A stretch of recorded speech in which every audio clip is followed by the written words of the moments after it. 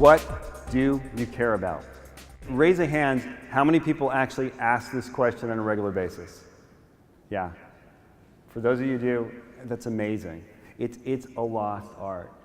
It's something that we don't talk about. And when we don't focus on the things that we care about, this is what life looks like. It's like completely out of focus. And that's basically where I was, like, what is it that I'm trying to do?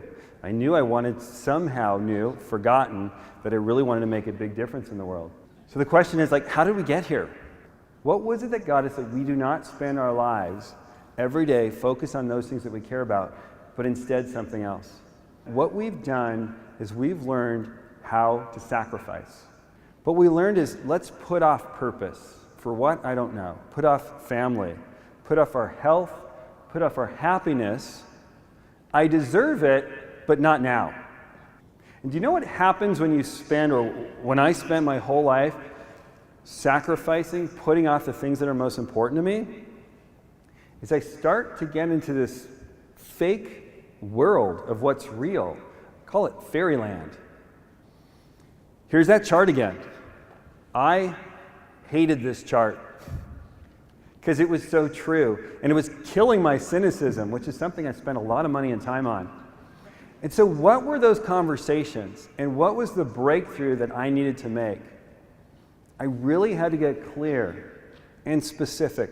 What do I care about? What am I pretending, and what am I actually really doing? But the biggest question for me is the connection. How is what I'm really doing connected to my care, if at all? You want to be powerful? You need to get scared. You need to get uncomfortable.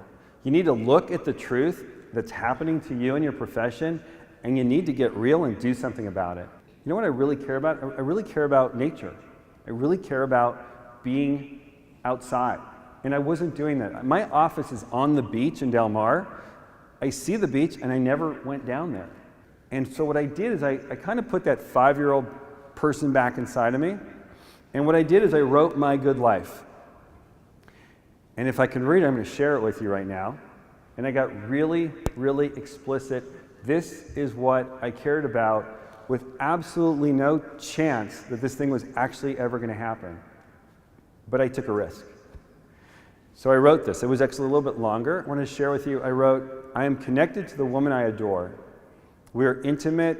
We laugh, touch, smile, have deep conversations for hours on end, feel connected, adore each other, and admire each other's beingness. The relationship is loving, caring, and spiritual. So this is a little bit deeper than I want to have a great family. I'm surrounded by friends who are caring, loving, and fun. I travel to Israel at least once every year to renew my connection to my people. I used to live in Israel. That was the greatest joy I ever had, was being in Israel. I'm connected to nature. I'm out in nature every week, surrounded by mountains, trees, creeks, streams, and the sounds of birds. I am still calm, content with life, and I deal with fear elegantly. I don't know where that came from, but I put it down. I dance often, I'm silly, I'm spontaneous, and I treat every day as a gift. And it was at that moment that my cynicism was gone.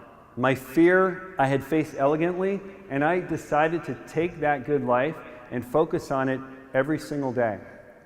And this is what I found. As I focused clearly, with clarity, on what I really wanted and what I cared about, my coaching became powerful. I remember this transition where I cared so much that my clients get exactly what they cared about, no matter what. I became a jerk. I mean, I was just really like on these guys. You have to do this. You don't understand. There's a path through this hole if you can just get clear on what you care about. And what I found out was this. As a physician, as a human being, as a leader, you cannot lead greater than how you take care of what you care about. I know that's a lot of words, but you just can't lead greater than what you care about.